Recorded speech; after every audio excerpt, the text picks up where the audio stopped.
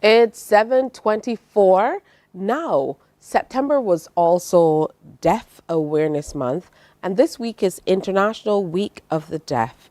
We want to talk a little bit about why you should choose sign language and why sign language rights should be a priority. We want to welcome back Bonnie Leons to join us this morning. Also here is Scott Williams, who is a photographer. Wonderful to have you here with us, Scott. Good morning. All right, what about you, Bonnie? It's been a busy, busy month for you, and I'm sure this week is equally as busy. Yes, this week is really busy.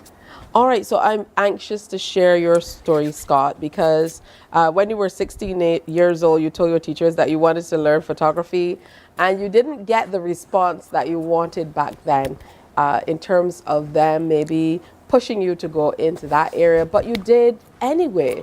So, why did you decide to go against, what you were told might make more sense in terms of business and pursue photography? I really had a passion and a love for photography. And some other people told me not to give up, but just to keep pressing on. Do you think that being deaf gives you a unique view of the world, and so you're able to share that view with the rest of us?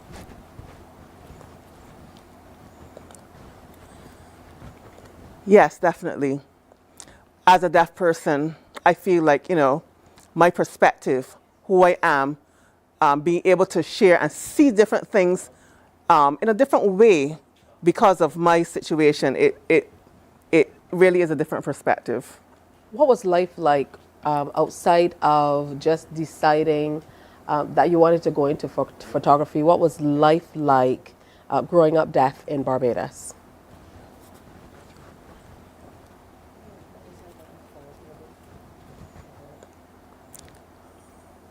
So I used to go to Bailey's Primary School. I wasn't born deaf, actually.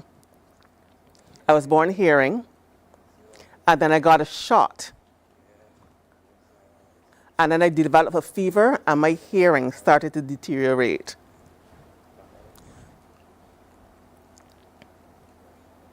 I went to the hospital and everything, and did testing, and it wasn't successful, and then I changed school. Then I changed schools.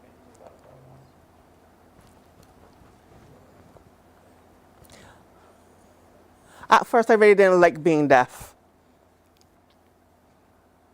People were watching me, people were perceiving me different. They were looking at me different. So I felt, I don't want to be deaf.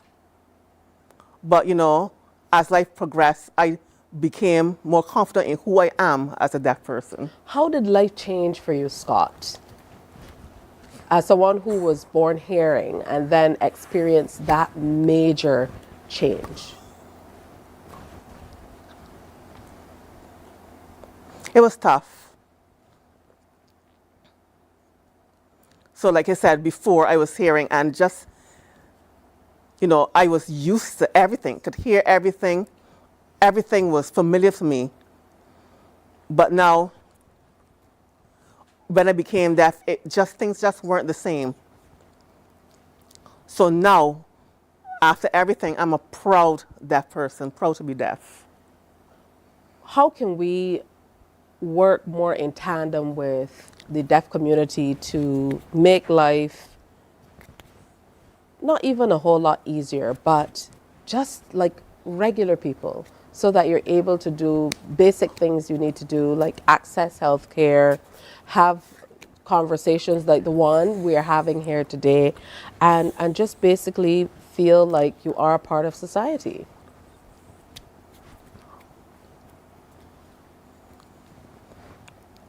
Well, everyone needs to learn sign language. That's the important point. That's the important point.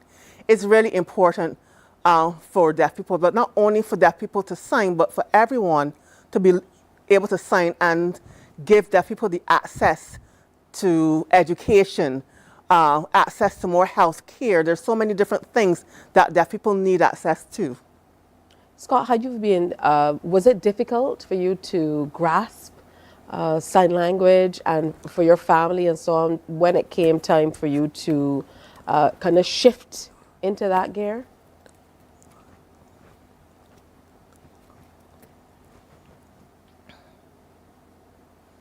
Well, first of all, my family didn't sign because I was the only deaf person in the family. So I was just trying to read the lips, and I was trying to do that. But as I got older, it became really tough. So then, when I started to go to school, I started to learn sign language. I thought, I was hearing before, I really didn't want to learn sign language. I want to talk, but as I grew and as I learned more, I became more comfortable in understanding. And it really is difficult to understand people's lips. It's difficult to understand lip reading. So really learning to sign was everything. All right, back to the photography. Oh, sorry. But as I said, sign language is really important. It's important for us as deaf people, yes. And hearing people, yes, as I said, need to learn. But the opportunities that we can get, hearing people talk with their hands a lot, we communicate with sign language. So it's kind of the same thing. So learning should be something that hearing people do. Absolutely. I wanted to go back to your photography because you have an Instagram page, green dot speeds with an S.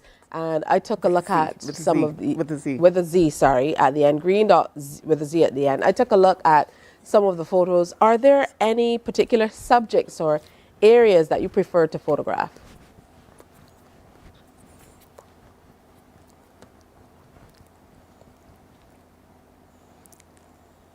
I really love nature.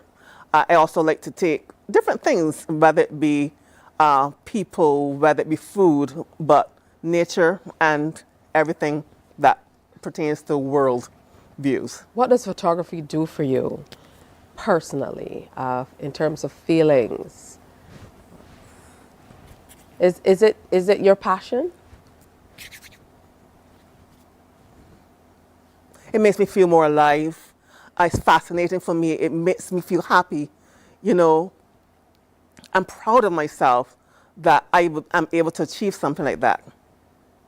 All right, and where are you hoping to go with this photography? How have you been able to develop it throughout the years?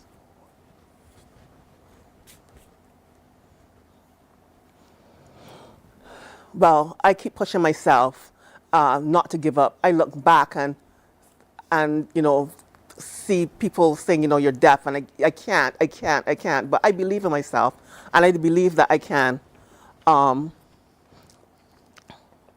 For my future plans, I hope to become better and also to socialize and intermingle with people who are in the deaf community who want to develop those skills as well.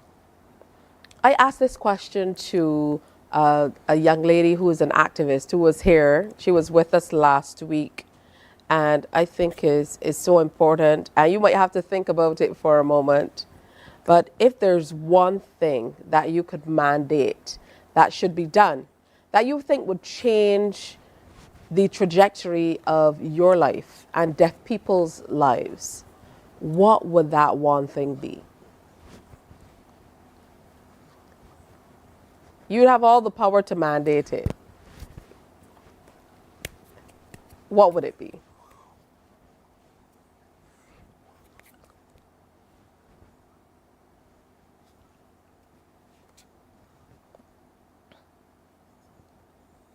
Sign language rights for deaf people.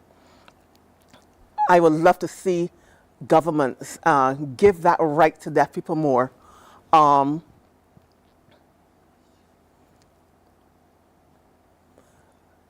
Making sure that we have access for everything, making sure that when we go to the doctor, that we have an interpreter.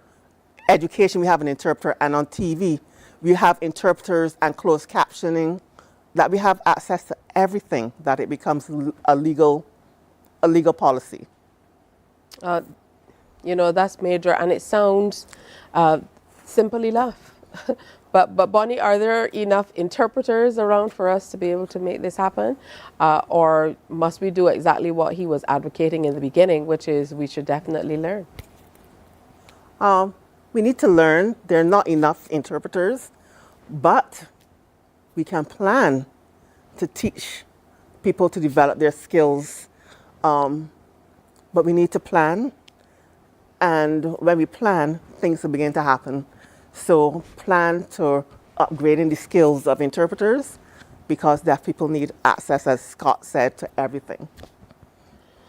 So, Scott, where are you going with this photography? I see the wonderful photos on Instagram. You said initially the teacher said you wouldn't make money from photography. Have you been able to monetize, or do you need to make a further move to be able to, make this a business?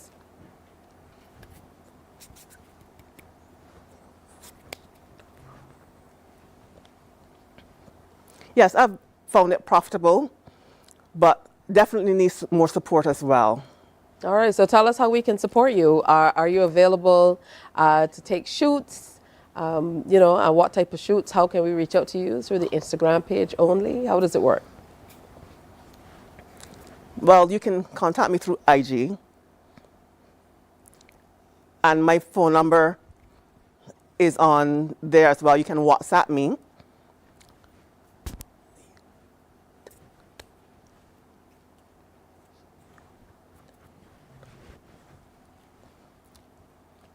So, I do different shoots. I work with other people like Deaf House. I work with them.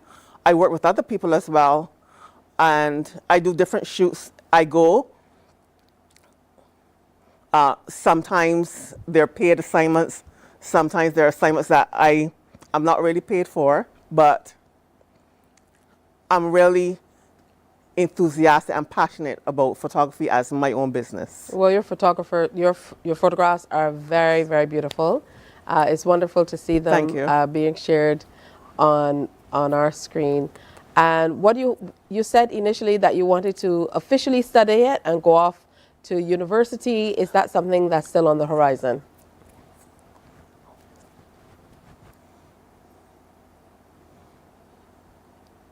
Possibly.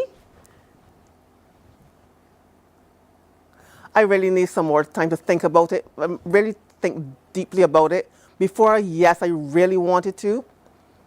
But now, as I'm learning on the go and I'm intermingling with people in the industry, that's where I am right now. All right, that's good stuff. But are you very into technology as well? Because I know as a photographer, you definitely have to be on top of the technology, all the new advancements and so on, to be able to stay on top of your game.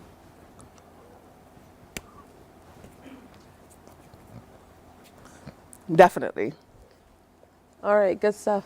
I want to thank you both for coming in and sharing with us. And I know, Bonnie, you're getting ready to, you're preparing for a whole new crop of people for the sign language classes for 2024. Yes. We start on Saturday. You started Saturday, or you're starting We will start on Saturday. And still room for us to sign up? Yes, you can still sign up for classes. As Scott said, come and learn how to sign. Yeah, that's very important. I want to encourage everybody too. It's been a pleasure engaging with you, Scott, and hearing a lot more about your passion for photography. And I hope to see these photographs up in lights. All right? So congratulations, and thank you, Bonnie, for all of the amazing work Thank you. that you do. Yeah, thank you, Bonnie. Remember, International Week of the Deaf is this week. So we're talking about why sign language rights should be our priority. Call your MP and ask a question. We don't engage in much advocacy in Barbados, but ask a question about having sign language classes at the community center. Call the ministries, education, youth, and ask them about making this far more available. If there are programs they don't know about, call us at Tisha Hines. You don't know these programs are happening, but we definitely need to make this a priority. Again, thank you both for coming in and sharing with us. life far more accessible is very, very important. It's time for another break. When we come back, we're talking to the Human Resources Management Association of Barbados designee today for a discussion. Very interesting one that's coming up next. Morning, morning, morning.